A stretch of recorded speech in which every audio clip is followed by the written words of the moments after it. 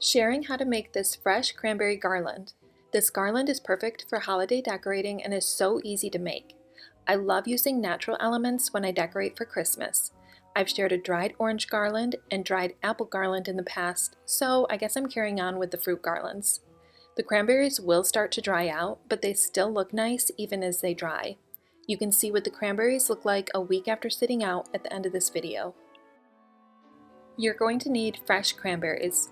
How many will depend on how long or how many strands of garland you make, but probably about 2 to 3 bags. I had a couple bowls to use, one for the cranberries and one for the discards. Some cranberries are too mushy to use. Then you'll need a large needle, make sure it has a larger size eye for easier threading, and something to string the cranberries on. You can use twine or a thicker string or floral or binding wire. I tested it out using all 3 options just to see what I liked best.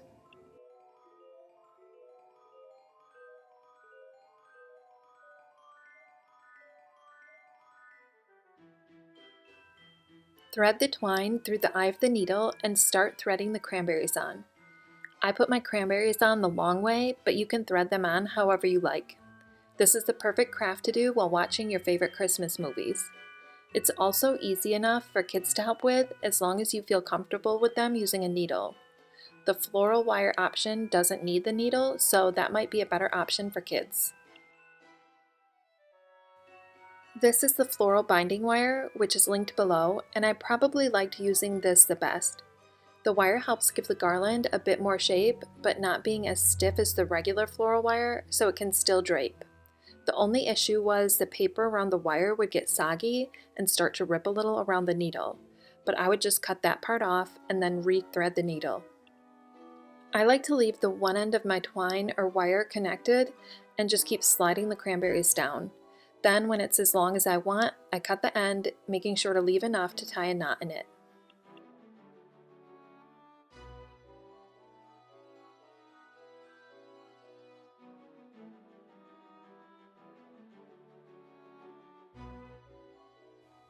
Next, I used some floral wire. I think this was 20 gauge. I tried a slightly thinner wire first, but that wasn't sturdy enough to poke through the cranberries without bending. Using the wire is nice because you don't need a needle. This is how I do my dried orange garlands. The cranberries also slide really easily along the wire. But this is really stiff, so you can't get the draped look using the wire. So if you're needing a fairly straight, sturdy garland, use this option. And finally, I used the red and white baker's twine I had on hand. This works fine overall and drapes really nicely as a garland. However, it is a pain to thread through the needle because the strings just keep separating at the end. So for that reason alone, I didn't like it, but otherwise it works fine.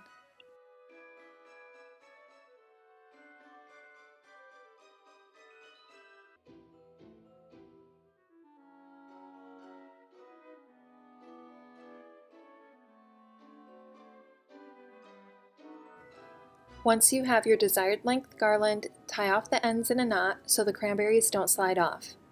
And then they are ready to hang.